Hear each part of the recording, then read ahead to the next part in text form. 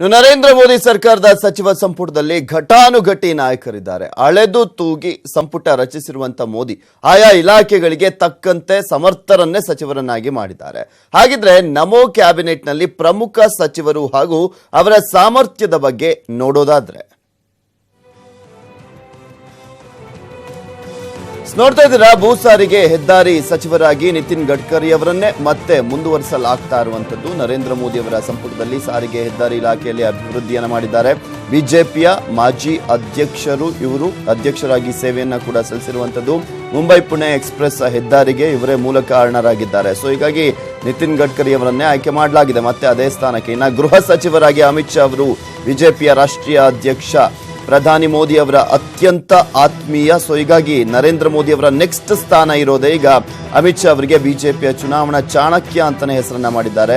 ಜಮ್ಮು ಕಾಶ್ಮೀರದಲ್ಲಿ 370 ತೆಗೆದು ಹಾಕುವ ಬಗ್ಗೆ ಪ್ರಮುಖವಾಗಿ ನಿರ್ಧಾರವನ್ನ ಕೂಡ ಕೈಗೊಳ್ಳಬೇಕಾಗಿದೆ. ಸೊ ಹೀಗಾಗಿ ಅಮಿತ್ ಶಾ ಬಹಳ ಪ್ರಾಮುಖ್ಯತೆಯನ್ನ ಪಡೆದುಕೊಂಡಿದ್ದಾರೆ.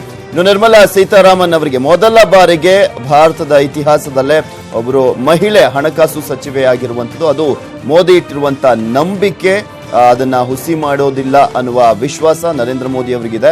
ಒಂದ್ ಕಡೆ ಆರೋಗ್ಯ ಕುಟುಂಬ ಕಲ್ಯಾಣ ಇಲಾಖೆ ಸಚಿವರಾಗಿ ಡಾಕ್ಟರ್ ಹರ್ಷವರ್ಧನ್ ಅವರು ನೇಮಕಗೊಂಡಿರುವಂತದ್ದು ಮತ್ತು ಒಂದ್ ಕಡೆ ಹರ್ಷವರ್ಧನ್ ಅವರಿಗೆ ಆರೋಗ್ಯ ಇಲಾಖೆಯನ್ನ ನೀಡಲಾಗಿದೆ. ಅವರು ಡಾಕ್ಟರ್ ಕೂಡ.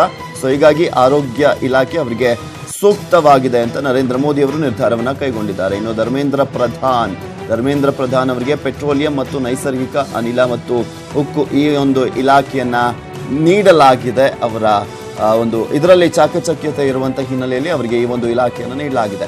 ಇನ್ನು ಕೃಷಿ, ರೈತರ ಕಲ್ಯಾಣ, ಪಂಚಾಯತ್ ರಾಜ್ ಸಚಿವರನ್ನಾಗಿ ನರೇಂದ್ರ ಸಿಂಗ್ ತೋಮರ್ ಅವರನ್ನ ಆಯ್ಕೆ ಮಾಡಲಾಗಿರುವಂಥದ್ದು.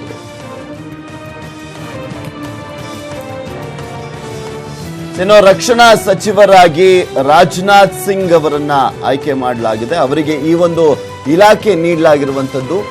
ರಕ್ಷಣಾ ಸಚಿವರಾಗಿ ಕಳೆದ ಬಾರಿ ಗೃಹ ಸಚಿವರಾಗಿದ್ದರು ರಾಜನಾಥ್ ಸಿಂಗ್ ಅವರು. ಇನ್ನು ಪರಿಸರ ಇಲಾಖೆ ಸಚಿವರಾಗಿ ಪ್ರಕಾಶ್ ಜಾವಡೇಕರ್ ಅವರಿಗೆ ಪರಿಸರ ಇಲಾಖೆ ಖಾತೆಯನ್ನ ನೀಡಲಾಗಿದೆ. ಕಳೆದ ಬಾರಿ ಕೂಡ ಇದೇ ಇಲಾಖೆಯನ್ನ ಅವರು ಸಮರ್ಥವಾಗಿ ನಿಭಾಯಿಸಿದ್ರು. ಸೊ ಹೀಗಾಗಿ ಮತ್ತೆ ಅವರಿಗೆ ಇದೇ ಖಾತೆಯನ್ನ ನೀಡಲಾಗಿದೆ ನರೇಂದ್ರ ಮೋದಿ ಅವರು ಪ್ರಕಾಶ್ ಜಾವಡೇಕರ್ ಅವರಿಗೆ.